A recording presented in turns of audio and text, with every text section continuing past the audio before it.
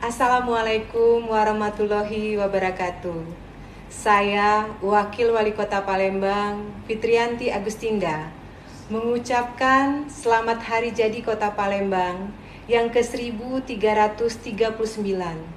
Semoga Hari Jadi Kota Palembang ini sebagai sarana untuk meningkatkan semangat kita dalam membangun Kota Palembang yang lebih maju dan juga lebih sejahtera, baik di bidang infrastruktur serta kultural, sehingga terwujudnya Kota Palembang yang dinamis, inovatif dan kreatif, dan berdaya saing tinggi.